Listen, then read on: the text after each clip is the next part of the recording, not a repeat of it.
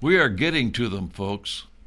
UNESCO, the United Nations Educational, Scientific, and Cultural Organization, has a great deal to do with the Marxist bent of our government schools.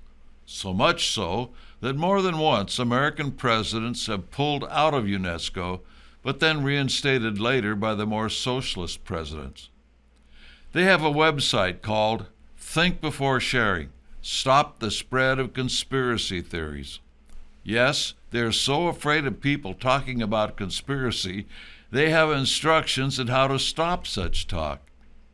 As I always like to quote President Franklin Delano Roosevelt, who purportedly said, "In politics, nothing happens by accident. If it happens, you can bet it was planned that way." It is that simple. We all plan in our personal lives, our employment, etc. Yet we're led to believe that the political mistakes, accidents, and lack of foresight are what they say they are and never planned. The UNESCO website has a litany of ideas of how to debunk conspiracy theories. While much of it revolves around the COVID-19 epidemic, it is a blueprint for debunking all manner of political conspiracies.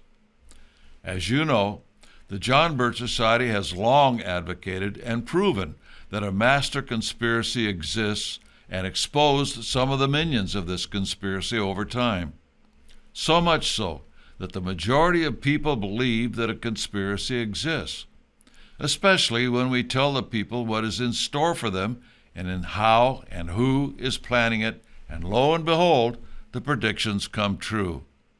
There are some bizarre conspiracy theories out there, and they appear to be deliberately planted in such a way to make the real conspiracy story look ridiculous, as well as the people who propagate them. Such ideas of interplanetary beings posing as humans, shapeshifters, even lizard people.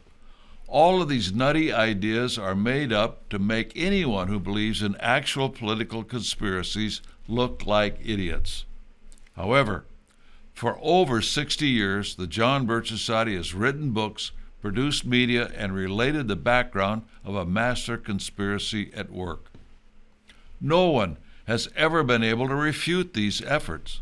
Books like None Dare Call It Conspiracy, which sold in the millions, Shadows of Power, and In the Shadows of the Deep State, fully documenting the conspiracy and, more important, the conspirators. Gradually, over time, when what we have said has come true, more and more people have been listening, and more importantly, believing. This cannot be tolerated by those who control the arms of this conspiracy. They have to do something to debunk the very idea of conspiracy. For instance, UNESCO's website is one attempt at doing this and at the same time enlisting people's aid in helping them do it.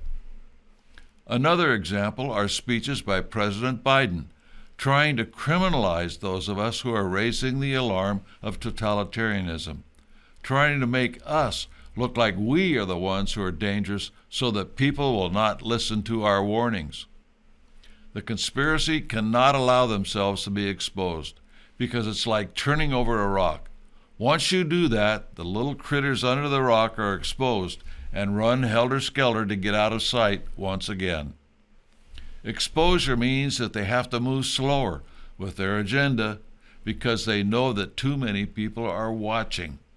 So even if the exposure does not immediately stop them, it slows them down and gives us more time to enlist more people into the fight. So the minions of this conspiracy must do all they can to plant the idea in the minds of the people that conspiracies do not exist, and those who say that they do are dangerous to society. And after all, what is a conspiracy? It is where two or more people work together in secrecy to bring about a political end. Very simple. One could possibly say that there are so many people involved today that it can't be a conspiracy. It's too open. It's right in front of our eyes. And that, coupled with the exposure that the John Birch Society has given the prospect, is producing more and more people who are beginning to realize that, yes, there is a conspiracy. Exposure is the first step in stopping one. The world, not just America, is approaching a tipping point, and the future of the human race can go in one of two directions. Either we regain our American exceptionalism or we sink into the shadows of totalitarianism. And a main ingredient for either direction is how many people believe that what we are seeing is not an accident and then get involved in stopping it or not. As always, subscribe to our social media channels and like and share this content. It's extremely important to educate the people and then organize them into local chapters of the John Birch Society, working in a concerted program to defeat the plans of this conspiracy. We will probably see more of this type of action by the other side to try and thwart our efforts. Don't be discouraged. Rather take heart that your efforts are working to expose them to the extent that they have to do such things.